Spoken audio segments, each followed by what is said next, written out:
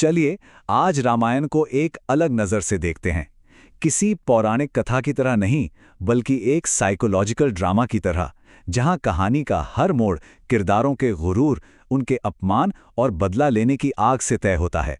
ये एक सवाल ही तो है जो रामायण के सबसे अहम मोड़ को समझने की चाबी है। और इसका जवाब किसी राजा से नहीं, बल्कि एक शांत जंगल में उसकी बहन से शुरू होता है।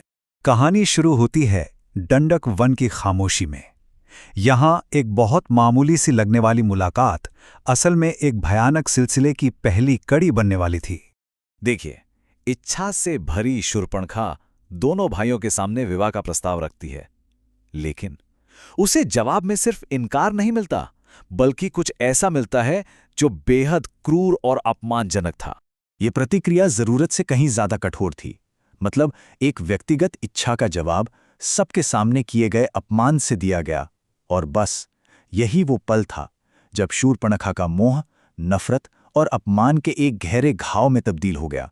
अब जख्मी और अपमानित शूर्पणखा भागकर पहुंचती है लंका के सुनहरे किले में, और उसके पास जो कहानी है वो सिर्फ हमदर्दी की गुहार नहीं, बल्कि एक चुनौती है। जब लंका का महाराजा रावण अपनी बहन का वो बिगड़ा हुआ चेहरा देखता है, तो उसे सिर्फ बहन का दर्द दिखाई नहीं देता। नहीं, उसे दिखाई देता है अपने खानदान के सम्मान पर हमला, अपनी ताकत पर हमला, और सबसे बढ़कर अपने खुद के अहंकार पर एक असहनीय हमला।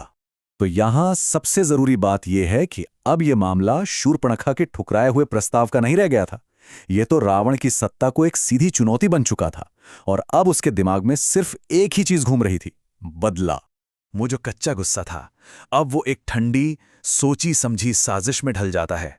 रावण अपने दुश्मनों से मैदान जंग में नहीं मिलेगा, नहीं, वो तो मनोवैज्ञानिक तरीके से उनकी जिंदगी को तबाह कर देगा।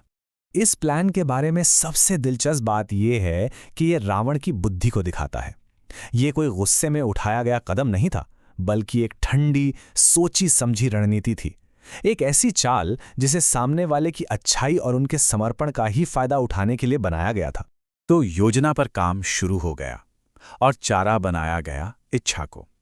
ठीक वैसे ही जैसे शूर्पणखा की अपनी इच्छा ने इस पूरे संघर्ष की शुरुआत की थी। राम को सुनहरे हिरण के पीछे दूर भेजा जा चुका था।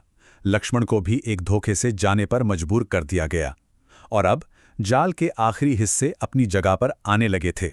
जाने से पहले लक्ष्मण एक रेखा खींचते हैं। ये सिर्फ एक भौतिक सीमा नहीं थी, ये एक नैतिक सीमा भी थी। सुरक्षा का एक ऐसा प्रतीक जो सिर्फ एक शर्त पर काम करता था कि इसे पार न किया जाए। और फिर आता है रावण का आखिरी दाव, मनोवैज्ञानिक हेरफेर। वो सीता की करुणा और एक साधु के प्रति उनके कर्तव्य का फायदा उठाने की कोशिश करता है। बस वो एक पल, करुणा का वो एक क्षण, और सीता उस सुरक्षा रेखा से बाहर कदम रख देती हैं। यही एक कदम इस पूरे नाटक का चरम था, एक पवित्र नियम का उल्लंघन, और इसी के साथ उनका भाग्य तय हो गया। साधु का वेश उतर जाता है और सामने खड़ा होता है 10 सिरों वाला राजा अपने पूरे भयानक रूप में। धोखा पूरा हो चुका था और इसका परिणाम तुरंत सामने आने वाला था। हरण बहुत तेजी से और क्रूरता से हुआ। एक ऐसा अपराध जिसने सिर्फ धरती पर ही नहीं, बल्कि देवलोक तक में हलचल मचा दी। लेकिन उनकी चीखें पूरी तरह से अनसुनी नहीं रहीं।